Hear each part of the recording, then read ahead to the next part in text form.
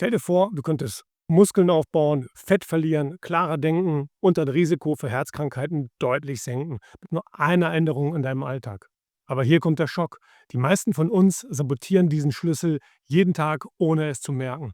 Was wäre, wenn ich dir sage, dass nicht nur dein Training und deine Ernährung zählen, sondern dein Schlaf die dritte Komponente ist, die über deine körperliche Form, geistige Schärfe und sogar über deine Lebensdauer entscheidet? Bleib dran. Ich zeige dir, wie ich mit 45 fitter geworden bin, als ich es mit 30 war.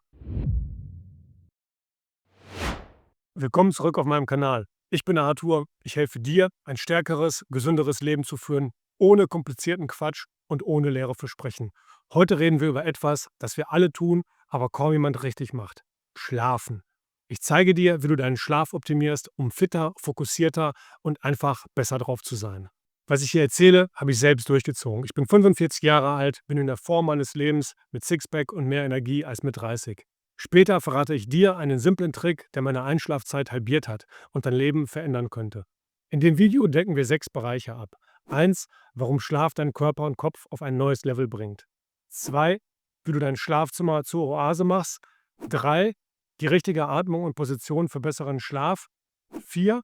Schlafroutinen, die wirklich funktionieren. 5. Ernährung und Bewegung für tieferen Schlaf. Und 6. Wie du Stress killst, um schneller einzuschlafen. Wenn du meine Videos zu Fitness kennst, wie zum Beispiel Fitness und Ernährung, wo ich dir zeige, wie du deinen Körper in Topform bringst, oder Fitness- und Low-Carb-Ernährung für alle, die Fett verlieren wollen, ohne zu hungern, dann weißt du, dass ich auf Substanz setze. Schlaf ist das Puzzlestück, das alles zusammenhält. Los geht's. Lass uns mit den Fakten starten. Schlaf ist nicht nur eine Pause, er ist der Motor für deine Gesundheit, deine Leistung und dein ganzes Leben.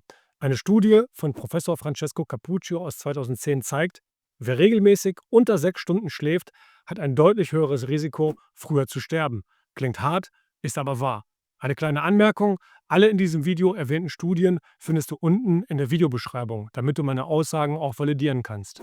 Ich habe jahrelang auch gedacht, 5 bis 6 Stunden Schlaf reichen schon aus. Schlaf ist für Schwache, war mein Motto. Bis ich gemerkt habe, meine Workouts stagnieren, ich war gereizt, meine Konzentration im Eimer, alles durch schlechten Schlaf. Was passiert in deinem Körper, während du schläfst? Muskelregeneration. Im Tiefschlaf schüttet dein Körper Wachstumshormone aus, die den Muskelaufbau fördern und den Muskelabbau verhindern. Willst du mehr Muskeln? Dann schlaf mehr. 2. Hormonregulation. Eine Studie von Dr. Rachel Reproult und Professor Van Corter hat gezeigt, dass Schlafmangel den Testosteronspiegel senkt und den Cortisolspiegel erhöht. Das bedeutet, weniger Schlaf ist gleich weniger Testosteron. Das bedeutet wiederum weniger Muskeln und mehr Bauchfett. 3. Die kognitive Leistung. Dein Gehirn nutzt den Schlaf, um Informationen zu verarbeiten und zu speichern. Willst du schärfer denken und bessere Entscheidungen treffen? Schlaf ist der Schlüssel. Nummer 4. Das Immunsystem. Dr. Luciana Besedowski und ihr Team haben 2012 nachgewiesen, dass Schlaf deine Immunabwehr stärkt. In Zeiten wie diesen ein nicht zu unterschätzender Vorteil. Aber es geht noch weiter. Eine Studie der European Sleep Apnea Cohort hat einen direkten Zusammenhang zwischen kurzer Schlafdauer und erhöhtem Risiko für Herz-Kreislauf-Erkrankungen, Diabetes und Fettleibigkeit nachgewiesen. Denk mal drüber nach. Jede Nacht, die du mit zu wenig Schlaf verbringst, erhöht dein Risiko für diese schwerwiegenden Erkrankungen. Und für alle, die auf ihr Aussehen achten, Schlaf ist dein bestes Anti-Aging-Mittel. Während du schläfst, regeneriert sich deine Haut, Stressverhalten werden reduziert und du behältst ein jugendlicheres Erscheinungsbild. In den Kommentaren lese ich zwar öfter, dass ich wie 60 aussehe, aber das liegt wohl eher daran, dass mein Körperfettanteil bei 11% liegt und ich daher nicht viel Fett habe, das das Gesicht strafft. Als nächstes zeige ich dir, wie ich durch eine einfache Veränderung meiner Schlafumgebung meine Schlafqualität wirklich deutlich verbessert habe. Dein Schlafzimmer sollte ein Tempel des Schlafs sein, keine Unterhaltungs- oder Arbeitszentrale. Hier sind die wichtigsten Faktoren: Dunkelheit und Blaulichtvermeidung. Absolute Dunkelheit ist entscheidend. Warum? Weil selbst kleine Lichtquellen wie die LED deines Fernsehers, deines Weckers oder das Licht unter der Tür deine Melatoninproduktion stören kann. Mein Tipp: Investiere in Verdunkelungsvorhänge oder Rollos und entferne alle elektronischen Geräte aus deinem Schlafzimmer. Wenn das nicht möglich ist, nutze eine hochwertige Schlafmaske. In dem Buch „Jeder Mensch kann schlafen lernen“ erklärt Sean Stevenson, wie bereits geringe Lichtmengen deinen Schlaf massiv beeinträchtigen können. Blaulicht bzw. helles Licht ist der größte Feind deines Schlafs. Eine Stunde vor dem Schlafengehen solltest du alle Bildschirme meiden oder zumindest einen Blaulichtfilter aktivieren. Ein Tipp: Putze deine Zähne direkt nach dem Abendessen. Das hat zwei Vorteile. Du vermeidest das helle Badezimmerlicht kurz vor dem Schlafengehen und als Bonus, du hörst auf zu naschen, was zusätzlich deinen Schlaf positiv beeinflusst, da du mehrere Stunden vor dem Schlaf keine Nahrung mehr zu dir nimmst. Lass mich dir ein konkretes Beispiel geben. Als ich anfing, mein Smartphone eine Stunde vor dem Schlafengehen wegzulegen und stattdessen ein Buch zu lesen, verkürzte sich meine Einschlafzeit von über 30 Minuten auf unter 10 Minuten. Das sind 20 zusätzliche Minuten Schlaf jeden Tag. Über ein Jahr gerechnet sind das mehr als 120 Stunden zusätzlicher Schlaf für deine Gesundheit. Kommen wir zum Thema Raumtemperatur und Einrichtung eines Schlafzimmers. Die ideale Schlaftemperatur liegt zwischen 16 und 19 Grad, was recht kühl ist. Warum? Deine Körpertemperatur muss absinken, damit du in den Tiefschlaf gelangen kannst. Ein radikaler Tipp zur Schlafzimmereinrichtung: Verbanne alle elektronischen Geräte aus deinem Schlafzimmer. Kein Fernseher, kein Smartphone, kein Wecker mit Display, keine Smartwatch, auch nicht zur Überwachung deines Schlafs. Ich persönlich stelle meinen Wecker in einem anderen Raum auf, bei uns in der Küche zum Beispiel. So komme ich nicht in Versuchung, nachts auf die Uhr zu schauen, was nur zu Stress führt. Was bringt es dir, um 3 Uhr morgens zu wissen, dass du noch 4 Stunden schlafen kannst? Es führt nur zu Berechnungen und Stress, der dich wach hält. Ein weiterer Tipp für Paare: Probiert das schwedische Ehebett aus. 2 separate Matratzen in einem Bettrahmen. So werden Bewegungsstörungen durch den Partner minimiert und jeder kann die für sich optimale Matratze auswählen. Ein oft übersehener Aspekt des gesunden Schlafs ist die Art, wie du atmest. Die meisten Menschen unterschätzen, welchen enormen Einfluss die Atmung auf ihre Schlafqualität hat. Durch den Mund zu atmen kann zu Schnarchen, Schlafapnoe und schlechteren Vitalwerten führen. Die Nasenatmung dagegen filtert die Luft, befeuchtet sie und erwärmt sie, bevor sie in deine Lungen gelangt. Außerdem aktiviert sie dein parasympathisches Nervensystem, was Entspannung fördert. James Nestor erklärt in seinem Buch Breath, wie entscheidend die Nasenatmung für unsere Gesundheit ist. Er beschreibt Experimente, bei denen gesunde Probanden, die 2 Wochen lang nur durch den Mund atmeten, mit verklebten Nasenlöchern, Bluthochdruck, Schlafapnoe und andere gesundheitliche Probleme entwickelten. Mein radikaler Tipp: Klebe deinen Mund mit speziellen Schlafpflastern von zum Beispiel 3M zu. Der Link ist in der Videobeschreibung. Klingt extrem, hat aber meine Schlafqualität dramatisch verbessert. Als ich anfing, meinen Mund nachts zu tapen, verschwand mein leichtes Schnarchen und ich wache morgens viel erholter auf und der Harndrang ist auch reduziert. Wenn du nicht gleich mit dem Tapen anfangen willst, versuche bewusst durch die Nase zu atmen, wenn du einschläfst. Kommen wir zur Schlafposition. Die Rückenlage ist die ideale Schlafposition, da sie als einzige vollständige Symmetrie bietet und deine Wirbelsäule natürlich ausrichtet. Seiten- und Bauchschläfer belasten eine Körperhälfte immer stärker, was langfristig zu Problemen führen kann. Ich empfehle dringend, das Rückenschlafen zu erlernen. Auch ich habe als früherer Seiten- und Bauchschläfer diesen Umstieg geschafft. Leg dich auf den Rücken und probiere die Atemübung aus, die ich später noch im Video vorstellen werde.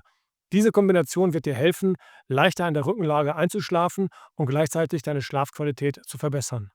Ein weiterer Tipp: Achte auf die richtige Kissenhöhe. Dein Kopf sollte in einer neutralen Position sein, nicht zu hoch und nicht zu tief. Bei Rückenschläfern sollte das Kissen relativ flach sein, bei Seitenschläfern etwas höher, um die Lücke zwischen Schulter und Kopf zu füllen. Kommen wir zu Schlafregeln bzw. Routinen, die wirklich funktionieren. Hier empfehle ich die 10-3-2-1-Regel von Gary Brecker. Diese Regel hat meinen Schlaf wirklich deutlich verbessert. 10 Stunden vor dem Schlafengehen kein Koffein mehr. Kaffee hat eine Halbwertszeit von 5 bis 6 Stunden. Der Espresso am Nachmittag kann dich also um Mitternacht noch wach halten.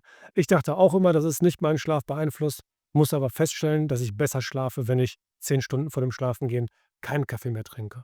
Dann 3 Stunden vor dem Schlafengehen. Keine Mahlzeit mehr. Verdauung erfordert Energie und erhöht deine Körpertemperatur. Beides stört deinen Schlaf. 2 Stunden vor dem Schlafengehen. Keine Arbeit mehr und auch nichts mehr trinken. Das ist eine Zusatzregel von mir. Mit letzterem reduzierst du nächtliche Toilettengänge, besonders wichtig bei Männern ab 40. 1 Stunde vor dem Schlafengehen keine Bildschirme mehr, kein Handy, kein Fernsehen. Stattdessen lies ein Buch oder meditiere. Lass mich dir ein Beispiel geben. Wenn du um 23 Uhr ins Bett gehst, bedeutet das letzter Kaffee um 13 Uhr, letzte Mahlzeit spätestens um 20 Uhr, letzte Arbeit bzw. letztes Wasser um 21 Uhr, Smartphone weg bzw. Fernseher aus um 22 Uhr. Ich habe diese Regel vor etwa einem Jahr konsequent umgesetzt und meine Schlafqualität hat sich dramatisch verbessert. Besonders der Verzicht auf spätes Essen hat einen enormen Unterschied gemacht. Ich wache morgens viel erholter auf und werde immer von alleine wach, ohne Aufstehprobleme. Später zeige ich dir noch im Video, wie eine einfache 5-Minuten-Routine vor dem Schlafengehen deine Schlafqualität dramatisch verbessern kann. Jetzt ein ganz wichtiges Thema: konstante Schlafzeiten. Der Schlüssel zu besserem Schlaf ist Regelmäßigkeit. Gehe jeden Tag zur gleichen Zeit ins Bett und stehe zur gleichen Zeit auf, auch am Wochenende. Ich empfehle maximal 30 Minuten als tägliche Abweichung. Warum ist das so wichtig? Dein Körper funktioniert nach einem zirkadianen Rhythmus, einer Art inneren Uhr. Wenn du diesen Rhythmus durch unregelmäßige Schlafzeiten störst, gerät dein gesamtes Hormonsystem durcheinander. Mein Tipp: stelle dir einen Gute-Nacht-Wecker für 22:30 Uhr zum Beispiel, der dich daran erinnert, den Tag zu beenden und deine Schlafroutine zu beginnen. Bei Kindern ist Regelmäßigkeit noch wichtiger. In unserem Haushalt haben wir strikte Bettgehzeiten: 20 Uhr unter der Woche, 21 Uhr am Wochenende und in den Ferien. Das gibt nicht nur den Kindern Struktur, sondern schafft auch für uns Erwachsene wertvolle Zeit am Abend. In dem Buch Der Zirkadiancode erklärt Dr. Sachin Panda, wie regelmäßige Schlafzeiten deinen zirkadianen Rhythmus optimieren und deine Gesundheit verbessern können. Dann beeinflussen Ernährung und Bewegung unseren Schlaf auch ganz stark. Was du isst, beeinflusst direkt, wie du schläfst. Vermeide Zucker und einfache Kohlenhydrate am Abend, da Blutzuckerspitzen deinen Schlaf stören.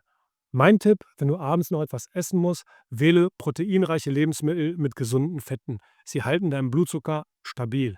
Es gibt Lebensmittel, die angeblich den Schlaf fördern, wie Kirschen, Bananen, Hafer oder Nüsse, da sie Melatonin und Tryptophan enthalten. Aber Vorsicht, Bananen enthalten auch viel Zucker, was kontraproduktiv sein kann. Ich persönlich setze eher auf Nüsse oder ein kleines Stück Hartkäse, wenn ich abends noch Hunger habe, wobei ich mich aber zu 99% an mein Zwei-Mahlzeiten-Prinzip halte, wie ich in anderen Videos bereits ausführlich erklärt habe. Ein weiterer wichtiger Punkt: Alkohol ist kein Schlafmittel. Zwar mag er das Einschlafen erleichtern, aber er stört die späteren Schlafphasen, insbesondere den REM-Schlaf. In dieser Rapid Eye Movement Phase, REM, träumen wir intensiv, während unser Gehirn Erinnerungen verarbeitet und Gelerntes festigt, entscheidend für unsere kognitive Erholung. Wenn du wirklich gut schlafen willst, verzichte auf den Schlummertrunk. Zusätzlich: bei Übergewicht solltest du gezielt abnehmen, um deine Schlafqualität zu verbessern. Übergewicht ist ein Hauptrisikofaktor für Schlafapnoe, eine Störung, bei der die Atmung während des Schlafs wiederholt aussetzt. Nächstes wichtige Thema, besonders für die älteren Herrschaften: Flüssigkeitsaufnahme.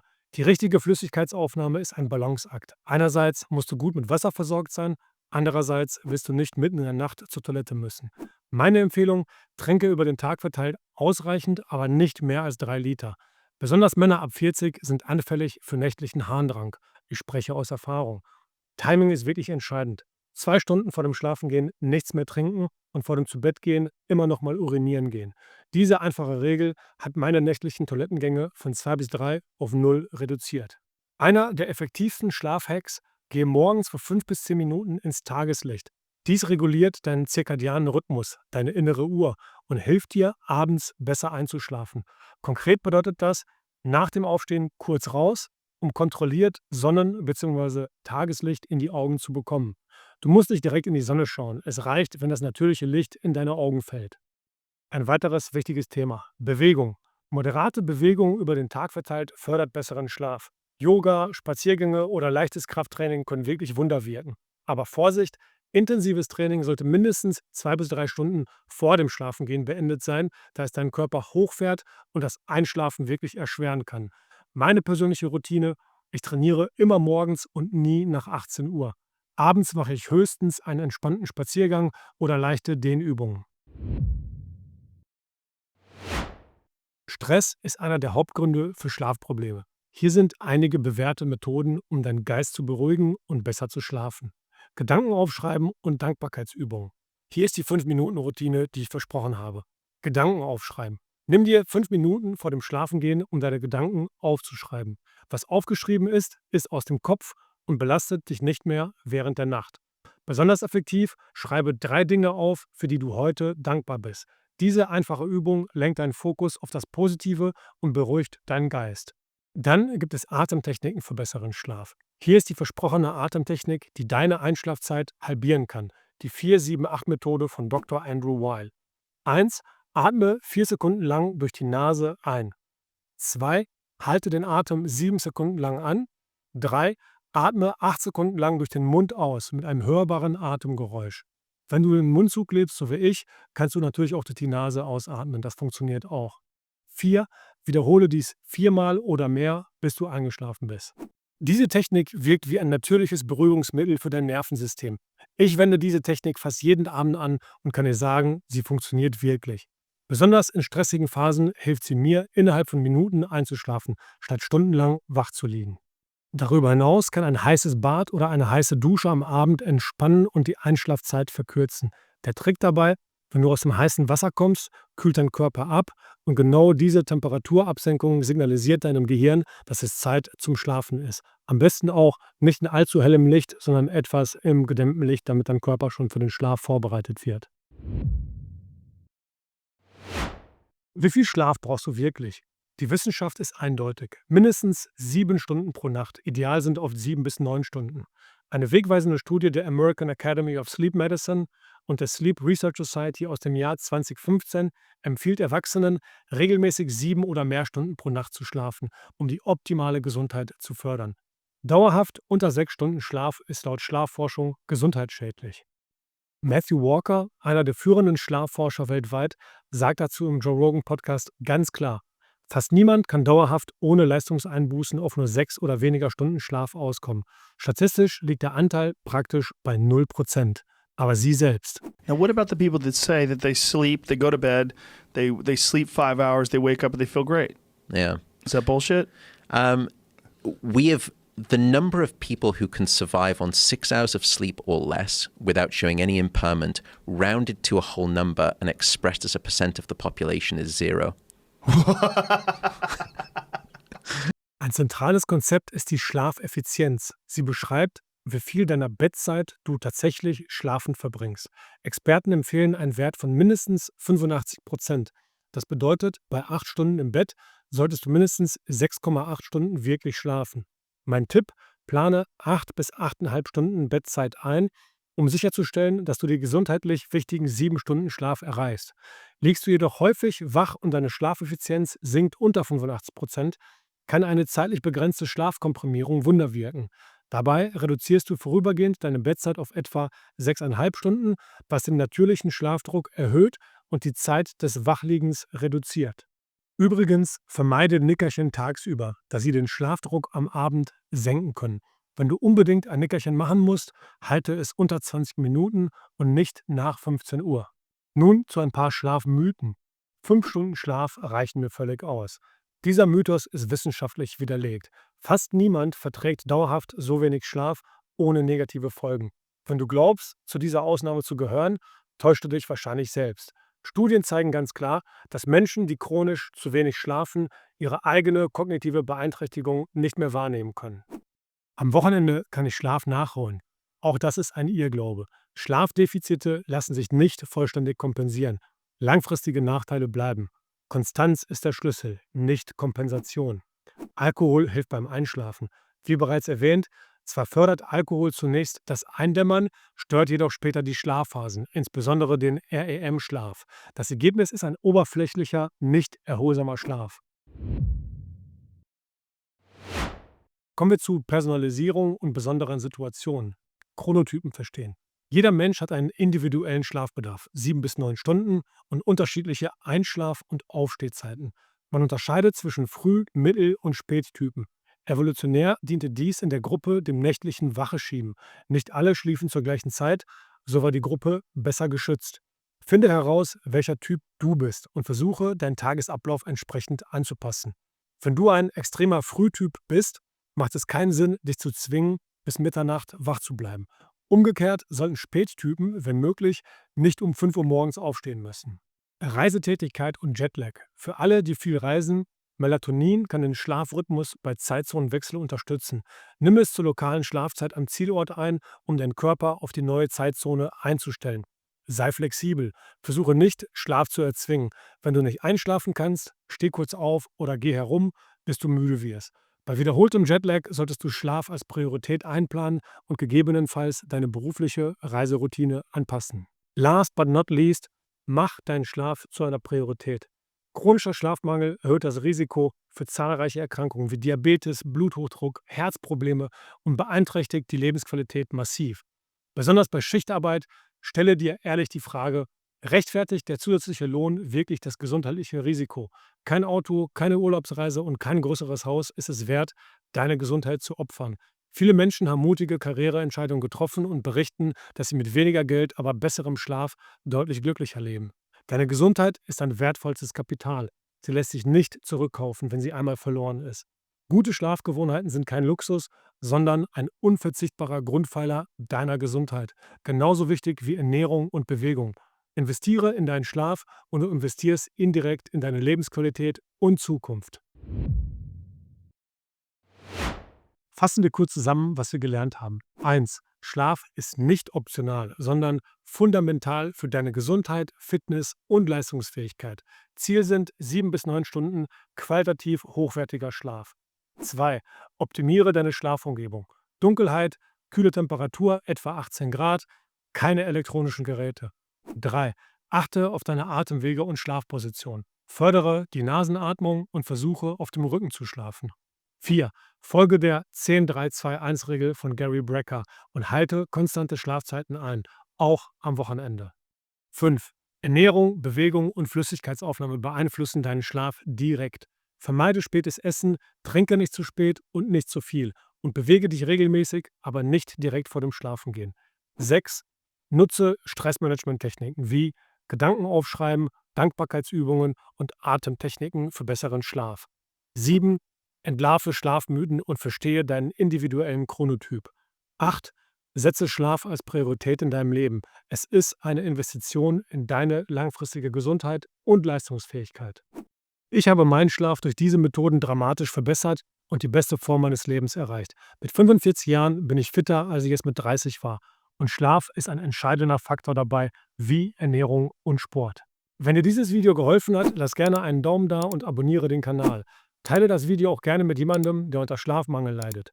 Übrigens, ich habe jetzt einen Telegram-Kanal gestartet. Dort möchte ich mit dir direkt zusammenarbeiten. Du kannst zum Beispiel über kommende Videothemen abstimmen und am Kanal mitwirken. Es geht nicht um Werbung, sondern um echtes Community Engagement. Der Einladungslink ist direkt in der Videobeschreibung. Ich freue mich auf dich. Schreib mir auch gerne in die Kommentare, welches Thema ich im nächsten Video beleuchten soll. Noch ein Bonus: Wenn du wirklich tiefer in das Thema Schlaf einsteigen möchtest, empfehle ich dir das große Buch Vom Schlaf von Matthew Walker. Es hat meine Sicht auf Schlaf komplett verändert und könnte auch dein Gamechanger sein. In diesem Sinne, schlaf gut. Peace out.